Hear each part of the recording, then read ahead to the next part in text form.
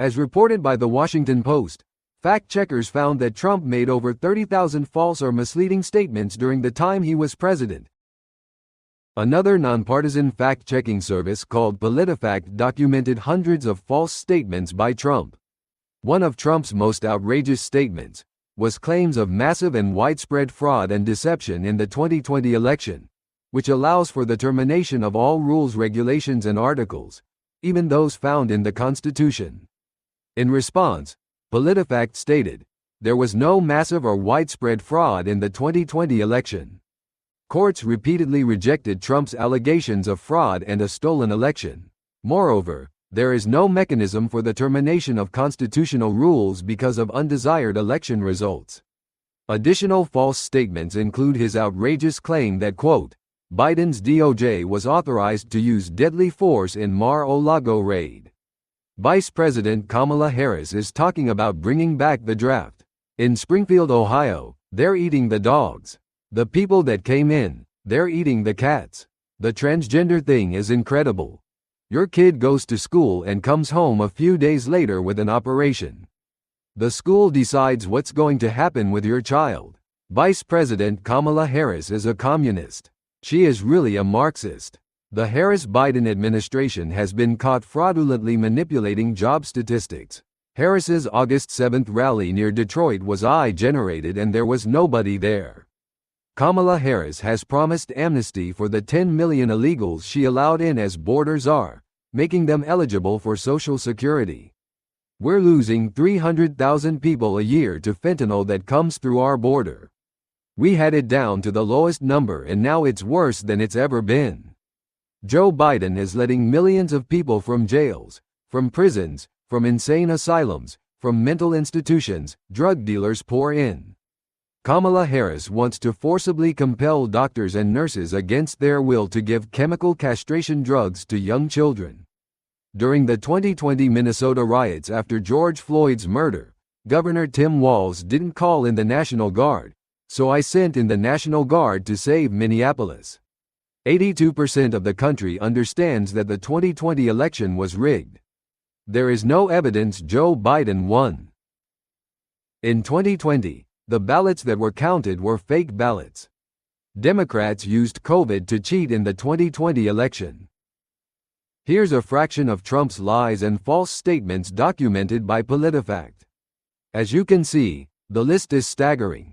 Yet it appears a large segment of the United States population is totally unaware of how Trump lies with impunity.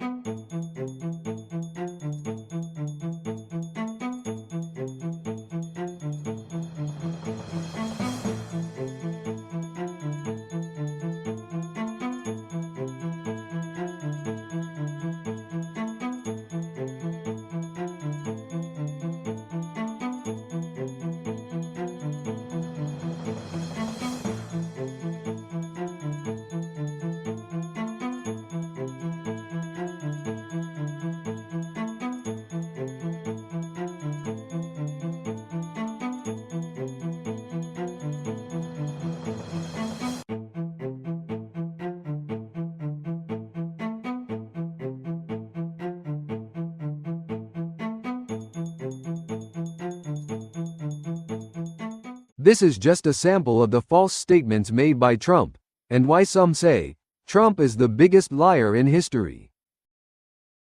In 2016, after polls showed Trump with a lead in the Iowa GOP presidential primary, Ted Cruz beat Trump fair and square. Without any evidence or proof, Trump posted this tweet accusing Cruz of cheating. Ted Cruz didn't win Iowa, he stole it. That's why all the polls were so wrong and why he got far more votes than anticipated. A few days later, Trump released another tweet demanding that Cruz stop cheating or else he's going to sue him for not being a natural-born citizen. Sounds familiar? Every election Donald Trump has ever lost has been rigged. Every election he's won is legitimate. Listen to Ted Cruz explain, in a rare moment of candor, how Trump made insane accusations about Cruz's father being involved in JFK's assassination, and how Trump is a pathological liar. Donald Trump went on national television and attacked my father. Donald Trump alleges that my dad was involved in assassinating JFK. Now, let's be clear. This is nuts. This is not a reasonable position. This is just kooky. I'm going to do something I haven't done for the entire campaign. For those of y'all who have traveled with me all across the country, I'm going to tell you what I really think of Donald Trump. This man is a pathological liar. He doesn't know the difference between truth and lies. He lies practically every word that comes out of his mouth. And